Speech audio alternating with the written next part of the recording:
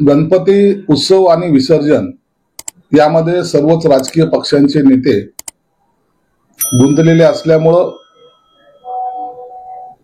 येणारी विधानसभेच्या निवडणुकीचे काय हालचाल आहे याबद्दलचं साशंकता अनेकांच्या मनात होती. परंतु आता विसर्जन झालेलं आहे. महायुतीबद्दल बोलायचं झालं तर आता या 2 दिवसानंतर युतीच्या बैठका या सुरू होत आहेत. माननीय एकनाथ शिंदे असतील, देवेंद्र फडणवीस आणि अजितदादा हे तिन्ही नेते 2 दिवसातच या बैठक घेणार आहेत. या बैठकीमध्ये भाजपने किती जागा लढवायच्या, शिवसेनेने किती लढवायच्या आणि राष्ट्रवादीने किती लढवायच्या याचा निर्णय अपेक्षित आहे. पुढील 8 दिवसामध्ये काही उमेदवारांच्या नावाची घोषणा होण्याची शक्यता सुद्धा आहे. म्हणून ज्या स्पीडने आता ह्या सगळ्या युतीचे बोलणे होतील आणि हेच माननीय नेतेगण या सर्व बाबीची घोषणा सुद्धा हे करणार आहेत. म्हणून एक मजबूतीने सरकार आणण्यासाठी महायुतीचे जे प्रयत्न आहेत ते उद्यापासून चालू होणार आहेत आणि मला वाटतं निश्चितच महायुती हे येणाऱ्या विधानसभेमध्ये विजयी होईल. आता जे काही बातम्या येत आहेत, मुख्यमंत्री कोण होणार, कोणत्या पक्षाचा होणार, मग काही लोकांना मनातला मुख्यमंत्री देवेंद्र फडणवीस वाटतात, काही लोकांना अजितदादा वाटतात, मलाही आमचे एकनाथ शिंदे व्हावेत असं वाटतं. हे सगळं वाटतं, परंतु याचा सर्व निर्णय हा वरिष्ठ पातळीवर होणार आहे. म्हणून कुणाचाही गैरसमज नको. मी बोललो म्हणून एकनाथ शिंदे साहेबांच्या बद्दल आता युतीमध्ये धुसफूस सुरू झाली किंवा गिरीश महाजन बोलले किंवा आणखी पडळकर बोलले, असं काहीही जरी असले, हे सगळं आमच्या मनातलं जरी असलं तर अखेरचा निर्णय हे वरिष्ठ नेते घेतील. म्हणून यामध्ये कोणताही संभ्रम नसावा. आतापर्यंत किती जागा आमच्या फायनल झाल्यात, कोण उमेदवार आहेत याबद्दल कोणतीही चर्चा किंवा आणखीन असं काही घडलेलं नाही. हे येत्या 8 दिवसामध्ये हे सगळं चित्र हे जनतेसमोर स्पष्ट होईल. 8 दिवसात घोषणा होणार आहे. तिघांची असतील की फक्त शिवसेनेचे? नाही, हे तिन्ही पक्षाचे, तिन्ही पक्षांचे जे काही प्राथमिक जे काही आपल्याला उमेदवार जाहीर करायचे त्यांची नावं हे वरिष्ठ म्हणजे शिंदे साहेब, देवेंद्र फडणवीस आणि अजितदादांनी ओके केल्यानंतर डिक्लेअर केल्या जातील. किती नावं असतील त्याचा निकाल ते बैठक झाल्यानंतर लागेल. मुख्यमंत्री जर भाजपचे असतील तर ते देवेंद्र फडणवीसच असतील असं ठासून गिरीश महाजन म्हणाले. मी तेच सांगितलं. गिरीश महाजनच्या मनामध्ये देवेंद्र फडणवीस आहेत, पडळकरांच्या मनामध्ये अजितदादा आहेत, माझ्या मनामध्ये एकनाथ शिंदे आहेत. हे आमचे सगळे मनामध्ये आहेत, परंतु याचा निर्णय ते सर्वजण मिळून घेतील. त्या टायमाला मुख्यमंत्री कोण होईल त्यावर आम्ही आता कोणीही वाद घालणार नाहीत. मनात असणं आणि प्रत्यक्षतेनं हे निवडणुकीच्या नंतर ठरेल. रश्मी ठाकरे यांना कधी राजकारणात इंटरेस्ट नसला नाही किंवा त्यांनी नसला ते त्यांच्या पतीच्या सोबत असतात असं वर्षा गायकवाड म्हणाले आणि त्याच्यापूर्वी तुम्ही बोललेच होते मुख्यमंत्री. नाही, पती सोबत असणं हे कधी चांगलंच, त्यांना सहकार्य करणं चांगलं.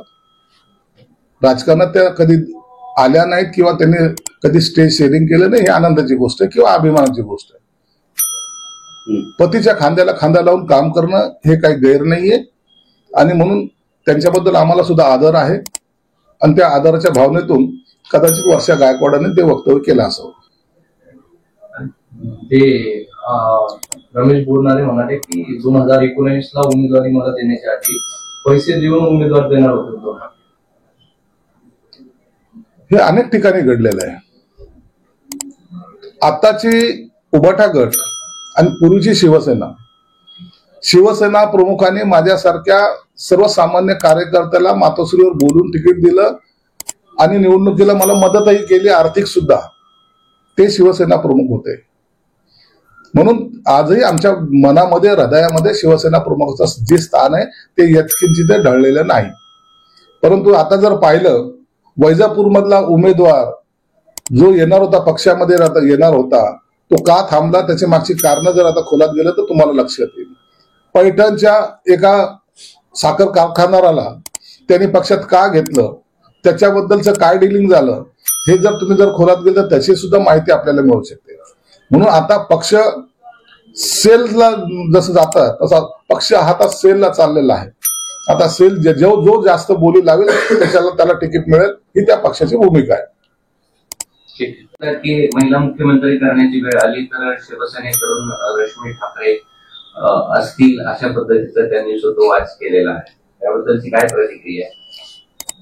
वर्षा गायकवाडांनी जे काही संकेत दिलेत किंवा त्यांनी जे काही रश्मी ठाकरेंचं किंवा सुप्रिया सुळेंचं नाव घेतलंय, कदाचित त्यांच्या मनामध्ये काँग्रेसचा मुख्यमंत्री बनू नये किंवा नाना पटोलेबद्दल त्यांचं अंतर्गत जे काही वाद असतील त्याच्यातून त्यांनी केलेलं ते वक्तव्य असावं किंवा मग आपण खासदारकीची निवडणूक हे ठाकरेंच्या मेहरबानीमुळे आपण जिंकलेली आहे म्हणून त्यांना आपण बोनस म्हणून आपण त्यांचा मुख्यमंत्री करावा असं कदाचित त्यांच्या डोक्यात असेल. त्यांच्या पक्षाची जर ही भूमिका असेल तर त्यांनी तसं नाव डिक्लेअर करावं. आमची त्याला कोणतीही हरकत असण्याचं काही कारण नाही. तुम्ही उद्यापासून बैठका सुरू होणार आहे असं म्हटलेलं आहे का? कोणत्या बैठकीचे नेते असतील आणि 8 दिवसात नावं घोषणा होतील, म्हणजे किती नावं घोषणा होतील? उद्या बैठकीला म्हणजे सुरुवात होणार आहे. ही बैठक जी आहे अजितदादा, देवेंद्र फडणवीस आणि एकनाथ शिंदे साहेब यांच्यात पहिली बैठक होईल. या बैठकीनंतर जी कोर कमिटी आहे हा कोर कमिटी सर्व अहवाल या नेत्यांकडे सुपूर्द करेल. मग त्यात भाजप, सेना आणि राष्ट्रवादी या तिन्ही कोर कमिटीचे नेते या नेत्यांकडे देतील आणि त्यानंतर जागा वाटपाचा सूत्रही ठरलं जाईल. तुमच्या आमदाराने असं सांगितलं होतं की राहुल गांधी यांची जीप छाटणाऱ्याला 15 लाख रुपये देईल. पण आता पुढे जाऊन अनिल बोंडे असं म्हणतायत की राहुल गांधी यांची जीप छाटू नये तर त्यांच्या जिभेला चटके दिले पाहिजे. बघ, हा जो संताप आहे त्याने व्यक्त केलेला आहे, काही लोकांना हा अतिरेक सुद्धा वाटतोय. हे बोलू नये असं अनेकांचं मत आहे, माझंही मत होतं. परंतु आपल्या देशातला एक नेता राहुल गांधी परदेशात जातो. गेल्या वेळेला सुद्धा परदेशात जाऊन भारताविरोधी स्टेटमेंट केलं. या वेळेला सुद्धा आरक्षणाच्या मुद्द्यावर परदेशात जाऊन आपल्या आरक्षण आम्ही संपवू अशी घोषणा करतो. म्हणजे हे दर वेळेला परदेशात जाऊन आपल्या देशाची बदनामी किंवा आपल्या देशावर एका प्रकारे स्वतःच ज्या पक्षाचे विरोधी पक्ष नेते आहेत ते जाऊन जर असं बोलत असेल तर ह्या भारतीयांच्या भावना ह्या दुखावल्या जातात. तुम्हाला हा देश आहे ना, इथं तुम्ही बोलू शकता ना. परदेशात जाऊन आपल्या देशाचे धिंडवडे का काढता? आपल्या पंतप्रधानाबद्दल काही बोलणे, देशाबद्दल काही बोलणे, हा जो विरोधाभास आहे याच्या शिडीमधून व्यक्त झालेली यांची वक्तव्य आहे. त्या अनिल बोंडेंचा असो की संजय गायकवाडांचा असो, करू नये हे जरी सत्य असलं तरी या जबाबदार नेत्याने असं बोलू नये हेही तेवढं सत्य आहे.